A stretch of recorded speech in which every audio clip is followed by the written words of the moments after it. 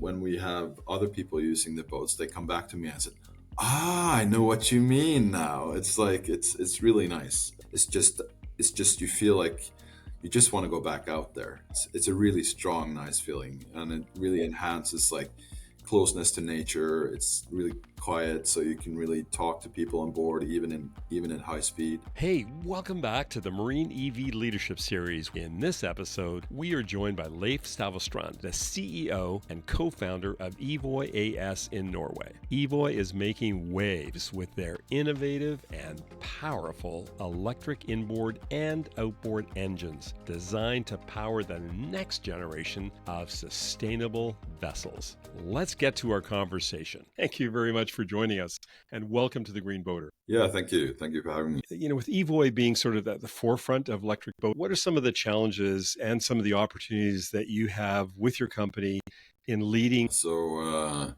of course, as you can imagine, it's challenging being kind of like a first runner in early days, being early to market, showcasing new technology is always going to be challenging, and kind of plowing and showcasing the way is, or being first, so to speak, is always a challenge. I suppose too, with Norway, much like Canada, where I reside, there's so much talk about sustainability and it affects the marine world as well. Yeah, so Norway is front runner in quite a few things when it comes to electric mobility. There's more than 25% of the car fleet is electric here in Norway. Sales are steadily plus 90% on the car side.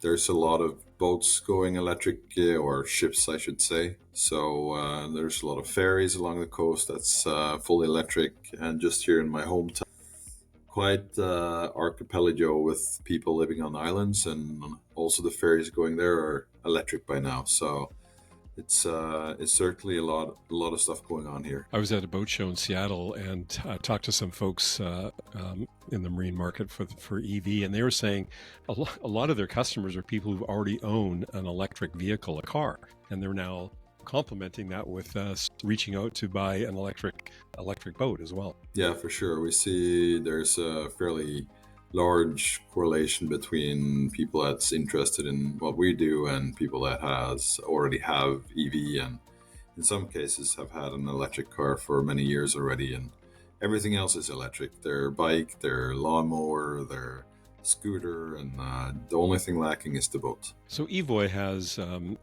products, outboards and inboards, and there's all kinds of information on your website, which we will link in the show notes. But can you just talk about your global ideas for this and how your plans for expanding EVOY into the global marketplace? Electric boats are the future is electric, and for us, we can see that it scales a lot better to make the systems itself and supply them to boat builders and retrofitting than just building one boat brand. That was the initial idea from me and my father. We wanted to build a boat, but over the years, as the idea matured and the business proposal matured, we understood that to be able to scale this in a good way, we needed to address both boat builders, but also the retrofit market. Is that happening already in areas of the market that you're in, that people are retrofitting boats?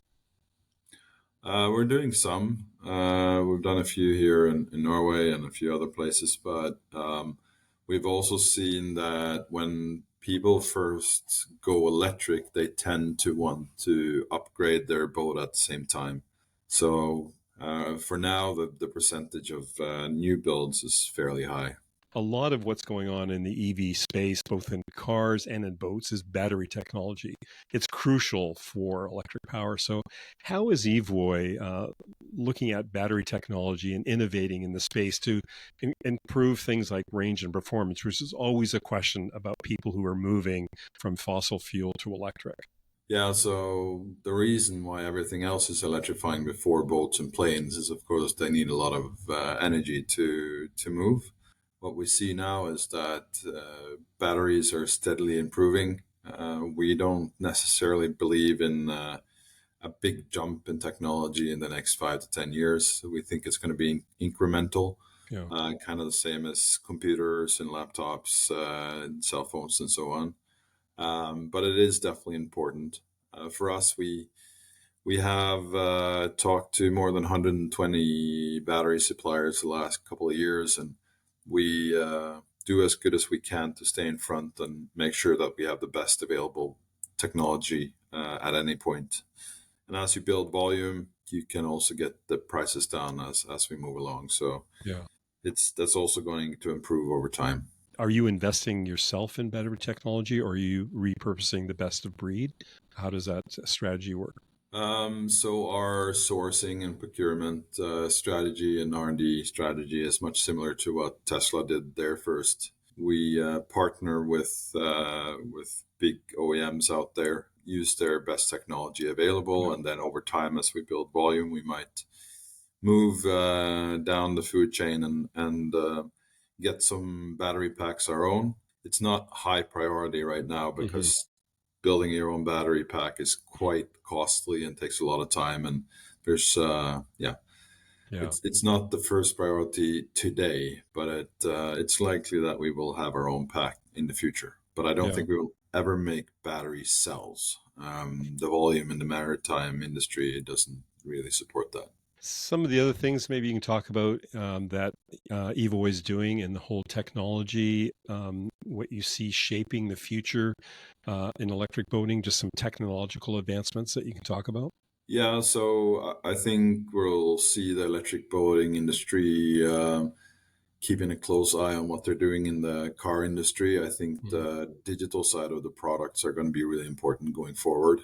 Connectivity and making sure that you have that user experience that's closing up on the what we see from the land side. For our account, of course, having a best connectivity in class, connected with apps that really enhances the user experience for our customers, making also possible to do autonomy. You can do vehicle to grid and all of these type of things when you have the connectivity that we have today. So I think the digital side of the product then is going to be important in the years to come.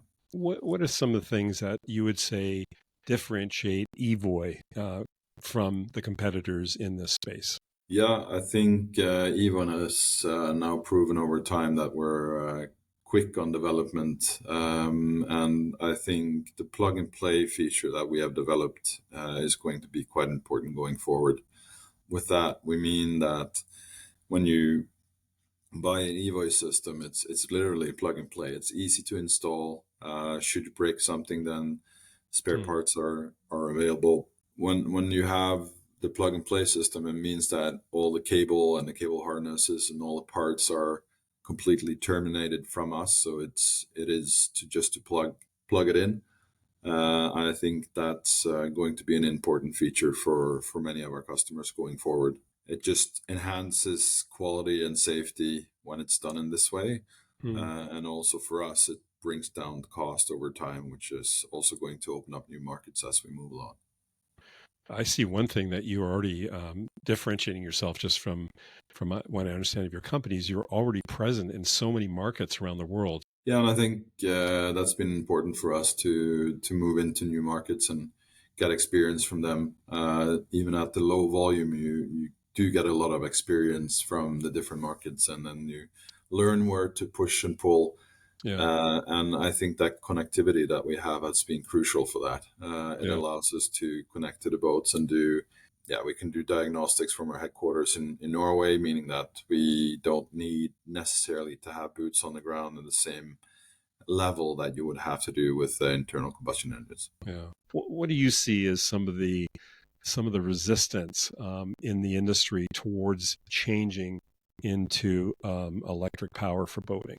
Well, it's resistance towards change, and it's just inherent in humans. I think we saw the same in cars. I think we see the same in cars many places. You need your first runners, you need your first movers to move into the space and show the way. Although it's sometimes frustrating to be met with strange arguments.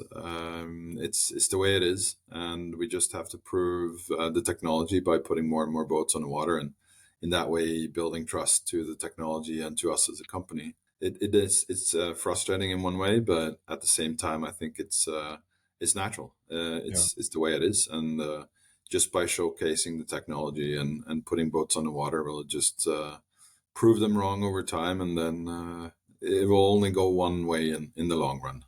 How do you see that boats becoming a dominant standard in the boating industry, or electric boating becoming a dominant standard? We usually summarize with that we have three main barriers. It's price, there's range, and there's trust. Hmm. And we have to work on all three of those continuously to improve. On the infrastructure side, as you mentioned, that goes towards the range side. For us, we are predominantly now delivering systems to commercial boat users. Most of them have a set route. It could be aquaculture, it could be tourism. So they go out and they do a task and they come back to the same harbor. In those cases, we've been actually positively surprised by how Hmm. many that actually has already infrastructure in place. They don't necessarily need to put up new infrastructure. Maybe they have to put in a new outlet, AC outlet to be able to charge. But quite often these customers don't do much to their infrastructure at all. Then, of course, to build trust towards the recreational market, and boaters like yourself that actually go along the coast, then you are dependent on having some fast chargers. So from EVOY's side, we work together with a few infrastructure providers, and we do what we can to help them to expand. And typically they move into areas where they see we have hotspots, so where Yeah. we have customers coming along. It's kind of the chicken or the egg, but sometimes we put in infrastructure before we have sales. Other times we wait to see when there is traction in an area, and then we put in charging together with either Aqua Superpower and out of UK or Plug out of Norway here. And Yeah. there's other potential players in the market too that we can work with as we move along. What you have in your marina, you can quite often charge overnight depending on what you have available. Well, at worst case, it takes 24 hours, but it's still a pretty good option just to charge in your own marina. And based Yeah. on the numbers we've seen here in Norway, about 80% has available shore power in their marina or where they keep their Yeah. boat. You explain the type of experience you want a customer to have is that when they're out on an EVOY boat, when they come back, they want to go back out again. Can you just talk about how you came to that and that whole customer experience that you're focusing on?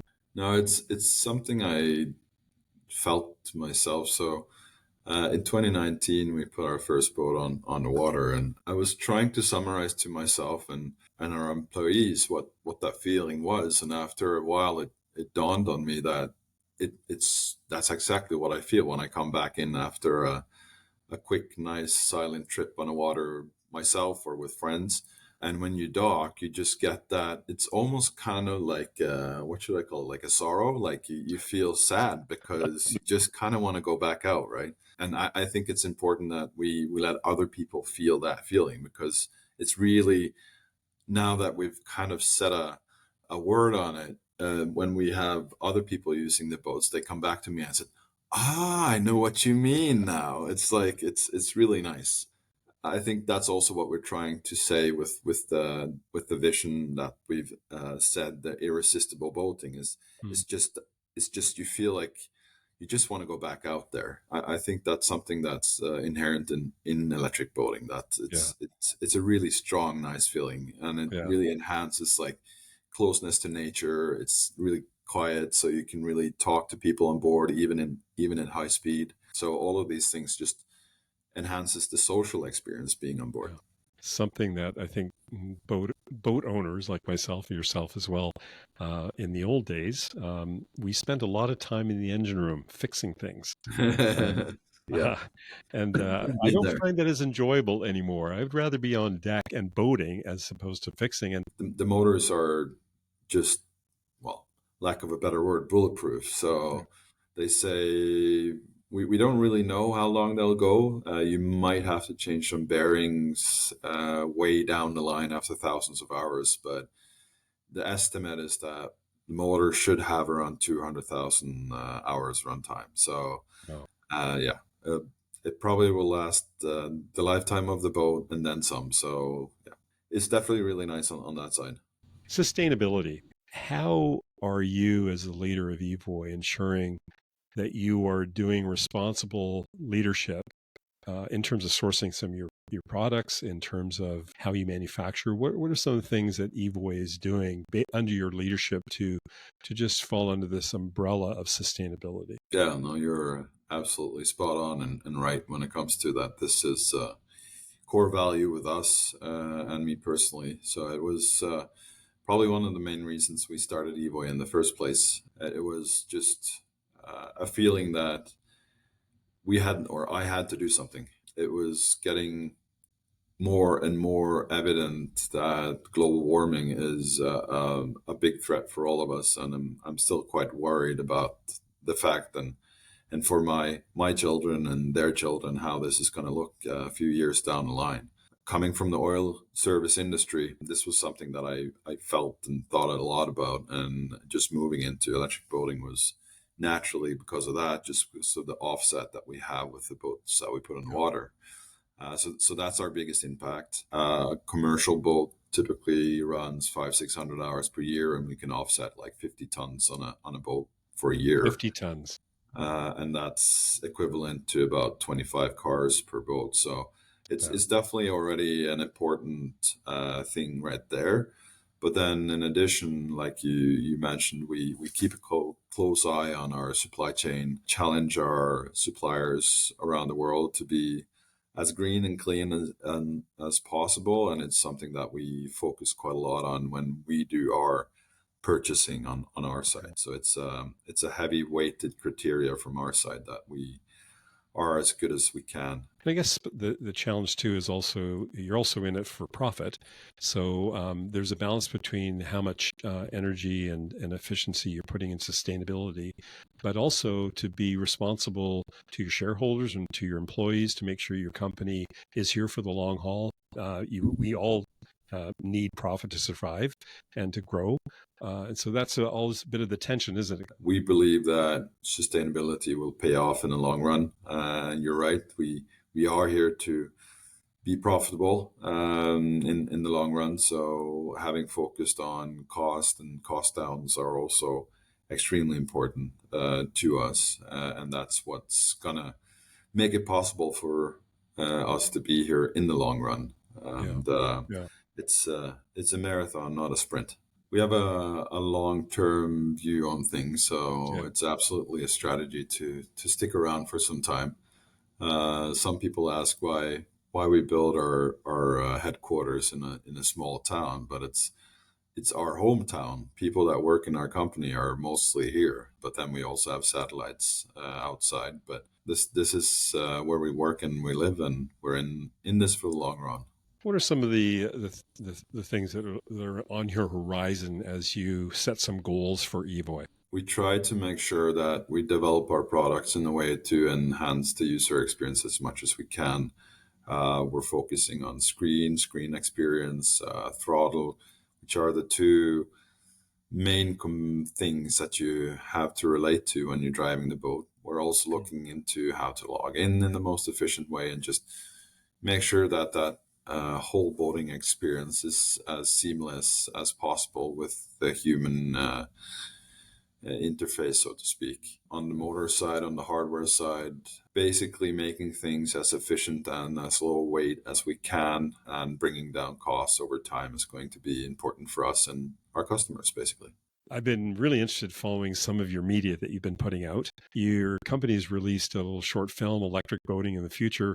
Elaborate on this. What was some of the messages in this Electric Boating in the Future media piece that you just put out? We still got questions, people coming up to me latest last week. So how is it going with EVOY, and do you have any sales? And we're like, oh, we're not good enough at communicating what we're doing and actually the traction that we have around the world.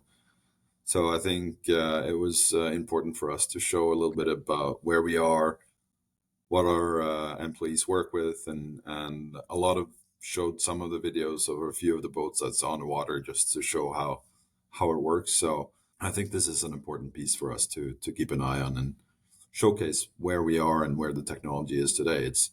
technology is ready for most already. Yeah. It's not something that you necessarily have to wait for. It's there, it's available, it works.